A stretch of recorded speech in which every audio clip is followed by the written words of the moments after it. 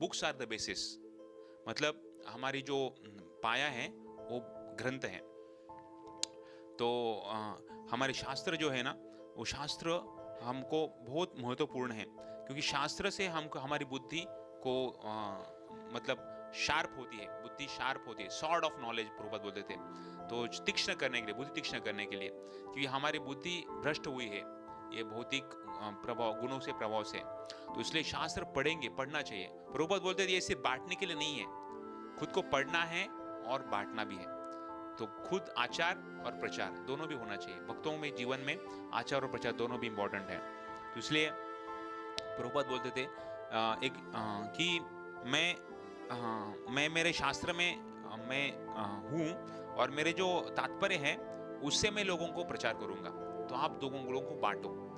और एक सेंटेंस प्रभुपाद ने बोला कि आपके कृष्ण भावनामृत में आपको कोई कठिनाई नहीं है, और आप लाखों लोगों को, पूरे जगत में आप लोगों को बचा सकते हो और उनको प्रचार कर सकते हो।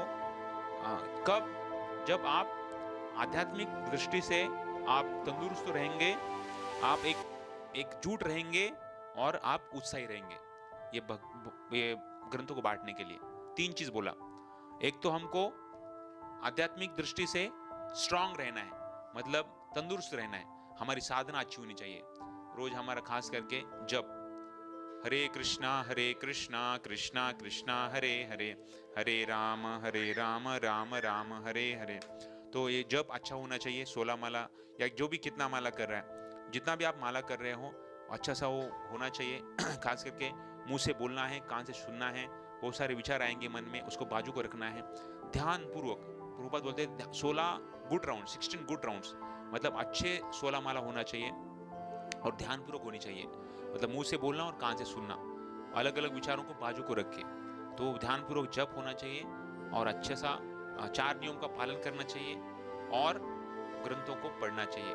तो इससे कारण हमारी जो साधना है वो शक्तिशाली होंगी। दूसरा बोला कि हम एकजुट रहना चाहिए, मतलब किसी को कुछ चाहिए तो मदद करना है। कोई अगर मतलब किसी को कुछ, जो भी हम मदद कर सकते हैं वो मदद करना चाहिए।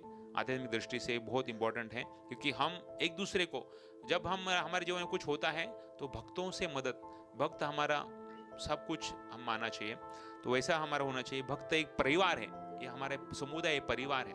ये परिवार से हमारा अच्छा मतलब हम आइडेंटिफाई, हम उसको ज़्यादा हम क्या बोलते हैं, हम आइडेंटिफाई करना चाहिए उसको। हमको ज़्यादा मतलब ये परिवार को ज़्यादा स्ट्रांग रिलेशन हमारा होना चाहिए, संबंध इससे ज़्यादा होना चाहिए। और आखिरी में उत्साही होना चाहिए। उत्साह, निशाधैर्य, 3 चीज़ बहुत शक्तिशाली भक्ति के लिए। उत्साह, कुछ भी चीज़ के लिए उत्साह से होना चाहिए। निश्चय, बाकी भौतिक वाले लोग कितना उत्साह से कुछ भी करते हैं, और निश्चय और धैर्य, ये 3 चीज़। तो ये अगर करेंगे तो जरूर हम भक्ति में आगे बढ़ेंगे और भगवत धाम जानेंगे। और आखिरी में मैं एक जस्ट स्टोरी बोल के अंत करूंगा। हमको पता है ग्रंथ का वितरण चालू कैसे हुआ। तो एक बार भक्त ऐसे ही गए थे, जाते जाते उनके जो गाड़ी था उसमें पेट्रोल खत्म हो गया था। और जब गए पेट्रोल पंप में, तब वो पेट्रोल भरने के बाद उनको पता चला पैसे ही नहीं उनके पास। तो अभी पैसे नहीं है और पेट्रोल नहीं, पेट्रोल तो डाला है तो अभी पैसे नहीं है, तो क्या करेंगे। तो उनके पास कुछ ग्रंथ थे। तो वो जो ओनर था, जो आदमी था, उसका मालिक, उसके पास गए और बोले देखो एक्चुअली हमारे पास कुछ बहुत महत्वपूर्ण शास्त्र है और ग्रंथ है, उसको पढ़ेंगे ना आपका जीवन एकदम बदल जाएगा, आपके विचार बहुत अच्छे बनेंगे, तो आप एक ग्रंथ ले लीजिए। तब वो एक्चुअली वो भक्तों को इतना तेज और उनका जो विश्वास देख के वो उसको बहुत अच्छा लगा।